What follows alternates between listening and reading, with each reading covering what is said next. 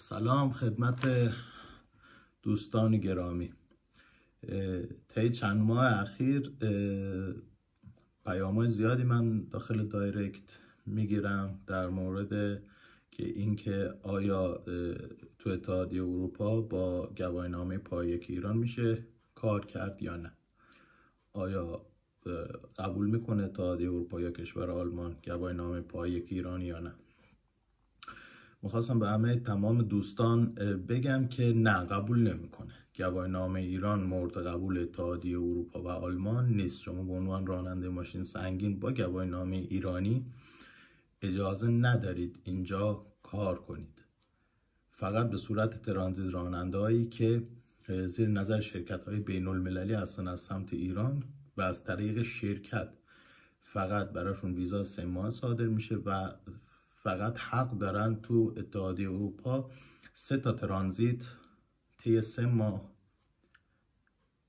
بزنن و از روزی که ویزاشون صادر میشه، یعنی 3 تا تخلیه بار. حالا برای گرفتن شما پای 1 در کشور آلمان باید چه کار کنید؟ شما باید مدرک زبان B2 یا B2 داشته باشید و پروسه کلاس زبانش این هست که میشه A1 A2 B1 B2 و 4 تا به اصطلاح لول زبان رو باید امتحان بدید که هر لولش تقریبا 6 ماه طول میکشه که باید پاس کنید تا اجازه داشته باشید ثبت نام کنید به اصطلاح برای همون فارشوله یا مدرسه رانندگی که زیر نظر هندوکس کاما بهش میگن اینجا هست، برای گرفتن پایه 1. این حالا من یک کتابش رو پیدا کردم، مثلا این یه دونه کتاب A1ش هست که تقریبا 300 صفحه است و اینو باید مثلا امتحان بدید. 4 تا کتاب دیگه است که اونها یکم قطورتره که میشه تا مدرک B2. بعدش که شما این مدارک گرفتین میرین ثبت نام میکنین واسه امتحان گواهینامه. امتحان گواهینامه شما باید اول گواهینامه سواری رو داشته باشید، بعد گواهینامه سواری با یه دونه یدک‌کش پشتش بسته میشه و بعدش میشه ماشین 7.5 تن. بعد که ماشین 7.5 تن امتحان دادید میشه ماشین 18 تن 10 چرخ. بعد که 10 چرخ امتحان دادید باید با تریلی امتحان بدید. تریلیاش هم اینجا 2 تیکه است، یعنی یه ماشین 10 چرخ که به اصطلاح هست پشتش هم یه دونه دیگه وصل میشه تقریبا 22 متر 21 متر و 70 سانت اگر بدون اینکه حالا بالا بر پشتش نصب باشه یا چیز دیگه. و خب فرمونش امتحانش مثل تریلیای ایران نیست، برعکس تریلیای ایران، یعنی یه جورایی فرق میکنه. حالا امتحان اونا رو که دادید، همه اینا رو که دادید، این گواهینامه رو براتون صادر میکنن.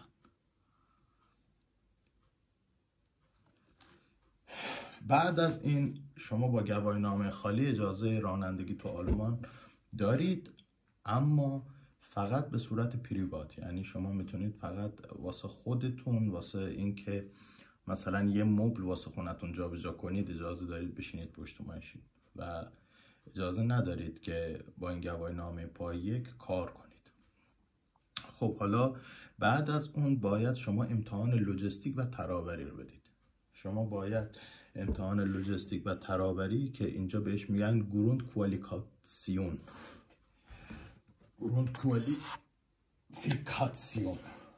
این کتاب این یه دونش هست و اینم یه دونه کتاب دیگه هست.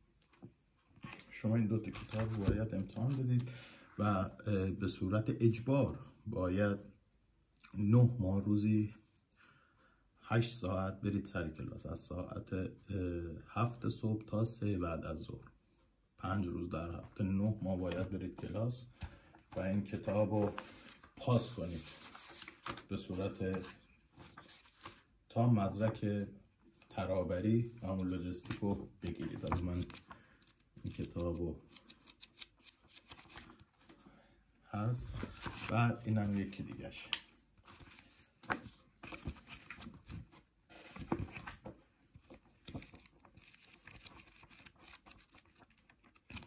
یکی از کتاب ها 384 صفحه و کتاب بعدی که این میشه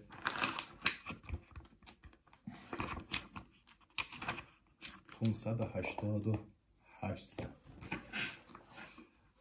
اینا هر کدوم تقریبا سال امتحان لوجستیک یا ترابری رو که میدین سوالا نوشتاری هست، نسبیش 45% سوالا نوشتاری هست. شما باید به زبان آلمانی امتحان بدید، زبان ایرانی نیست اینجا، و باید 60% هم تقریبا 55% هم 4 جوابی هست. 2800 سوال هست که باید بخونید. حالا همه اینا رو که گرفتید، بعد اجازه دارید کارت راننده سفارش بدید از راهنمای رانندگی آلمان، میگن فلنسبورگ oder Verkehrskontrolle، و شما فقط تا اینجا حق دارید خب پشت ماشین بشینید و میتونید کسب درآمد کنید بعد از اینکه مدارک رو گرفتید. و این امتحانایی رو، این دوتا کتاب که امتحان دادید، یه کارت ترابری براتون صادر میشه که میشه این مجوز کارتی هست که لوجستیک و یا ترابری یا بهش میگن گروند کوالیکاسیون، با این اجازه دارید کار کنید و گواهینامه خالی بدون این کارت هیچ اعتباری نداره. بعد کارت راننده که براتون اومد، شما فقط حق دارید پشت ماشینایی مثل بارای خیلی معمولی، مثل ماشینای کمپرسی یا حالا مثلا همه شغلی رو نمیتونید اینجا انجام بدید، مثلا تانکر سوخت، مواد خطرناک شما اجازه ندارید. خب برای اینکه بتونید حالا مواد خطرناک بزنید یا کار کنید، شما باید کارت ADR شاین، کارت ADR باید داشته باشید که امتحان مواد سوختی هست. شما مواد سوختی یا مواد خطرناک هر کدوم یه بارکدی دارن که شما باید اینا رو بدونید که پشت ماشین نوشته میشه و باید مشخص باشه که از بیرون داخل ماشین چی هست. و این کتاب ADR رو باید شما امتحان بدید. اینا تمام به اصطلاح موادهایی که هر کدوم یه نمره‌ای دارن، کل موادهای قابل اشتعال یا موادهای خطرناک، اینا رو باید امتحان بدید.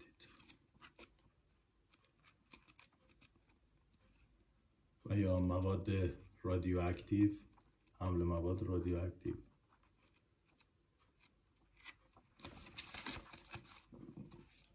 این هم باید امتحان بدید. دور 900 سوال هست و از 900 سوال تقریبا 400 سوالش به صورت نوشتاری و باید با دست بنویسید.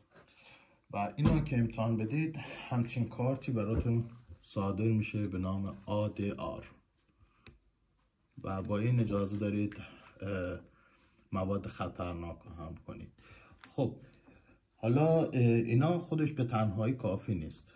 یکی از شما تا الان میتونید پشت ماشین بشینید و کار کنید، اما خب یکی تجربه کاری تو کشور آلمان، رزومه کاری یکی خیلی مهمه که بتونید حقوق بالایی دریافت کنید و اینکه شما بعضی جا خودتون باید بارگیری کنید و داشتن گواهینامه بالابر یا لیفتراک و جرثقیل که بهش میگن ایپافشاین خیلی مهمه که شما به عنوان یه راننده تخصصی تو کشور آلمان گواهینامه جرثقیل برای حمل کانتینر چون کسی که درخواست ماشین میده که شما برین مینویسه که آقا راننده باید گواهینامه رو همراهش داشته باشه که شما بتونین پشت لیفترها که حالا بشینید که بتونید بارتون تخلیه کنید یا بزنید، برای مخصوصا ماشین‌های چادری و کمرشکن و یا کفی. ماشین‌های یخچال زیاد لازم نیست. و گواهینامه لیفترها که حتما باید داشته باشید که یه گواهینامه هست که یه مجموعه هست که بهش میگن ایپافشان که اینم دوربر 700 سال داره، 700 سال و یک کتاب تقریبا 300 صفحه‌ای که اینو باید به صورت تئوری و عملی امتحان بدید و تقریبا 15 روز کلاس داره، روزی 8 ساعت و میشه این مدرک. شما باید این مدرک رو داشته باشید. بالا بر جهر ثقیل، چون معمولا سوال میکنن. و حالا شما همه این مدارک‌ها رو که گرفتید روش میتونید به اصطلاح مجوز تاکسی و مینیبوس هم بگیرید که این میشه مجوزش که خود به خود بعد به عنوان رانندگی تخصصی این مدرک هم بهتون میدن که اینا همه. باز تا اینجا شما حق دارید فقط شوفری کنید. شما حق نداری برای کسی به اصطلاح واسه خودتون ماشین بخرید و کار کنید. شما باید واسه اینکه واسه خودتون کار کنید مدرک بچلا یا اینکه فوق لیسانس لوجستیک داشته باشید یا کافمن منیجمنت.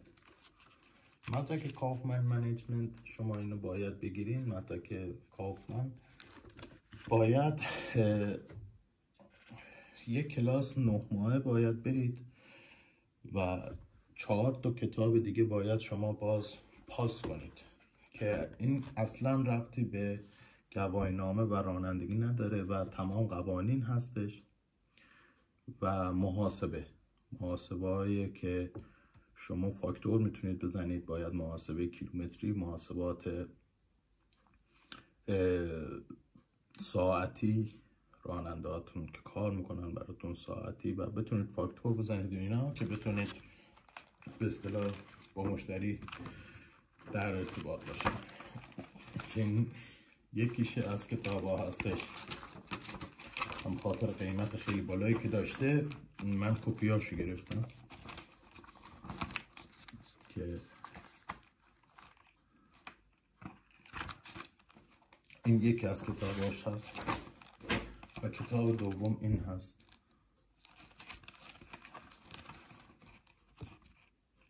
نه همه جزوهای هست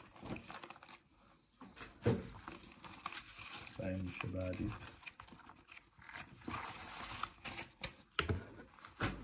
و این هم یکی